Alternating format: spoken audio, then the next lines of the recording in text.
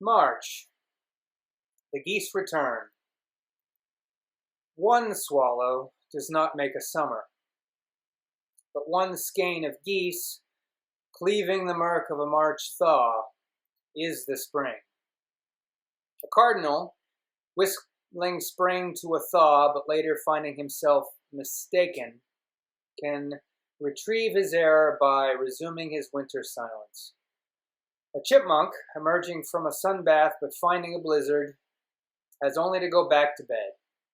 But a migrating goose, staking 200 miles of black night on the chance of finding a hole in the lake, has no easy chance of retreat.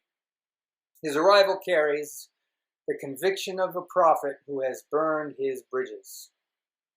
A March morning is only as drab as he who walks in it without a glance skyward, ear cocked for geese.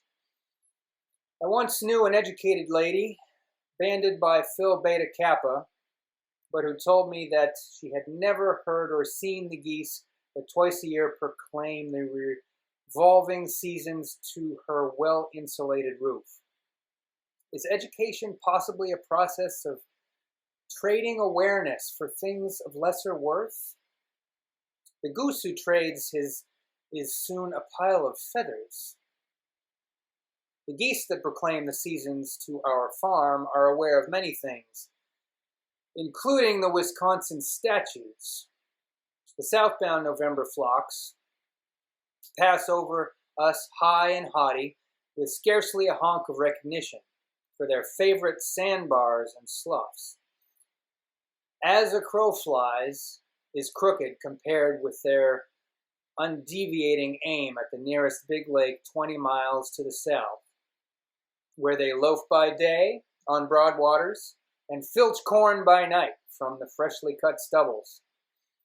November geese are aware that every marsh and pond bristles from dawn till dark with hopeful guns. March geese are a different story, although they have been shot at most of the winter, as attested by their buckshot-battered pinions. They know that the spring truce is now in effect. They wind up the oxbows of the river, cutting low over the now gunless points and islands, and gabbling to each sandbar as to a long-lost friend. They weave low over the marshes and meadows, greeting each newly melted puddle and pool. Finally, after a few pro forma circlings of our marsh, they set wing and glide silently to the pond. Black landing gear lowered and rumps white against the far hill. Once touching water, our newly arrived guests set up a honking and splashing that shakes the last thought of the winter out of the brittle cattails. Our geese are home again. It is at this moment of each year that I wish I were a muskrat, eye deep in the marsh.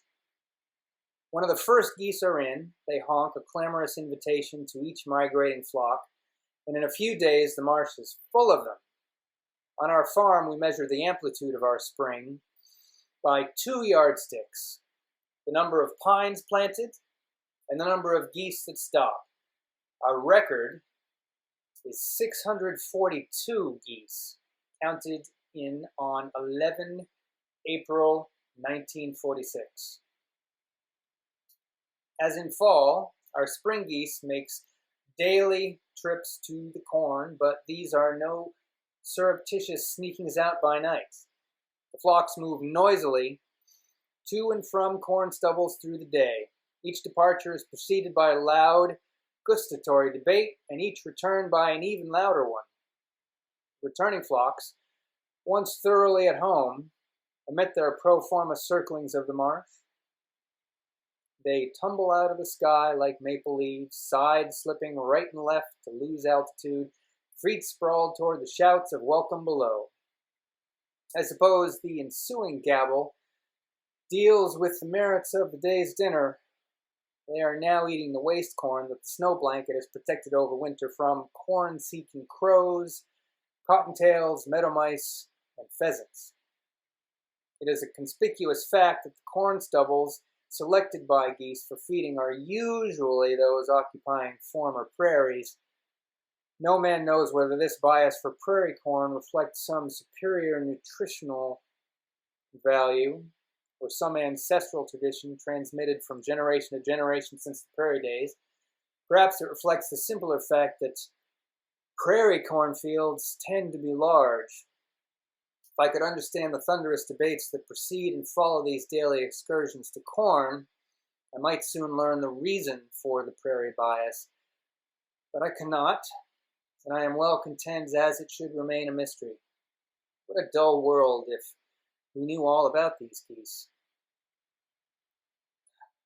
In thus watching the daily routine of a spring goose convention, one notices the prevalence of singles, lone geese that do much flying about and much talking. One is apt to impute a disconsolate tone to their honkings and to jump to the conclusion that they are broken-hearted widowers or mothers hunting lost children.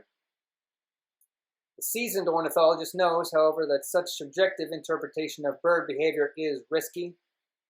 I long tried to keep an open mind on the question.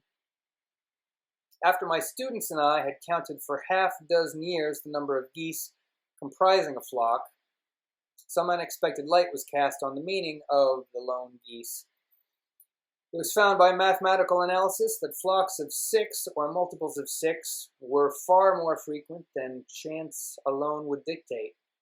In other words, goose flocks are families or aggregations of families, and lone geese in spring are probably just what our fond imaginings had first guessed.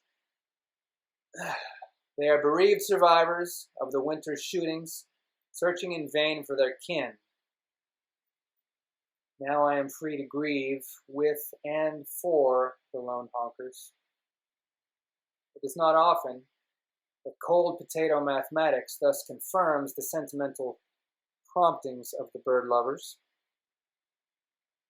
On April nights, when it has become warm enough to sit outdoors, we love to listen to the proceedings of the convention in the marsh.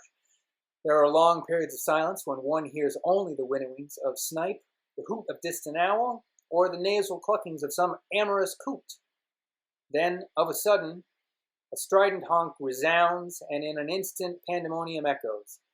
There is a beating of pinions on water, and a rushing of dark prows propelled by churning paddles, and a general shouting by the onlookers of the vehement controversy. Finally, some deep honker has his last word, and the noise subsides to that half-audible small talk that seldom ceases among geese. Once again, I would I were a muskrat. By the time the pasks are in full bloom, our goose convention dwindles, and before May, our marsh is once again a mere grassy wetness, enlivened only by redwings and rails. It is an irony of history that the great powers should have discovered the unity of nations at Cairo in 1943. The geese of the world have at that notion for a longer time, and each march they stake their lives on its essential truth. In the beginnings, there were only the unity of the ice sheet, then followed the unity of the March thaw, and the northward hegira of the international geese.